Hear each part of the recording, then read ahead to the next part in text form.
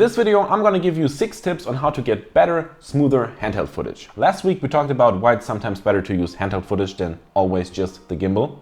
And in this video, let's talk about how to do that better. So let's start with the first tip. Add weight to your camera. Of course, a bigger cinema camera like the Sony FX6 has some weight to itself, even though it's a pretty light camera stripped down. Your basic consumer or prosumer DSLR or mirrorless camera doesn't have any weight to itself. And the smaller and lighter the camera is, the easier it is to get shaky footage. And I'm not talking about the good handheld shaky action footage, I'm talking about these micro jitters that you don't want to have. So add some weight to your camera, build it out. I, for example, also have my FX6 all rigged out with a tilter cage, with a V-mount battery, with an external monitor. But you can also do that with your small cameras. For example, back in the day, I always had my Sony a7S II built out on the rig. But of course, you don't have to go all out with an external monitor, some V-mount batteries, a shoulder plate and everything. If you don't want to rig it shoulder mounted, you can always start with just a top handle that you can attach to your cold shoe mount, which brings us to the next tip. Contact points. Holding the camera on the top handle and then shooting while you push your camera against the waist is always my favorite way of shooting because it gives you more contact points to the camera. But whether you're using your waist to have more contact points, of course both hands and pushing your elbows against your body is always a good choice, or you're using a mirrorless camera like a photo camera and hold it against your eye to have some more contact points right here. It always makes sense to have as much contact points as possible to keep your camera stable.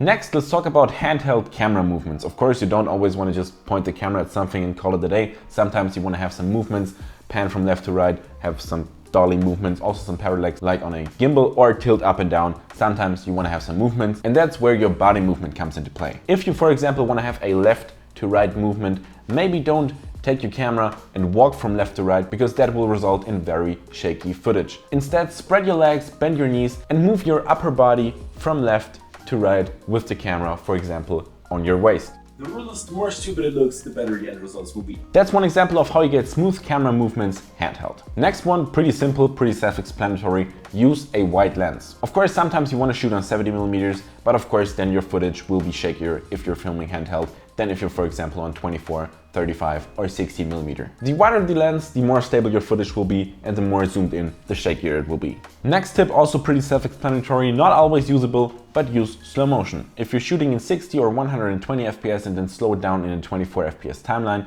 you will get some slow motion, which will result in more stable footage, even though you're shooting handheld. Of course, you can't always use it. Sometimes you have to film in real time, 24 FPS. But if not, if you're maybe just shooting some silent B-roll, consider using slow motion to get better handheld footage. And the last tip is even dumber because of course it sounds even more self-explanatory than the last two ones, but use stabilization. And I'm not talking about putting your warp stabilizer on 100% to get gimbal-like footage out of your handheld movements. No, not talking about that one.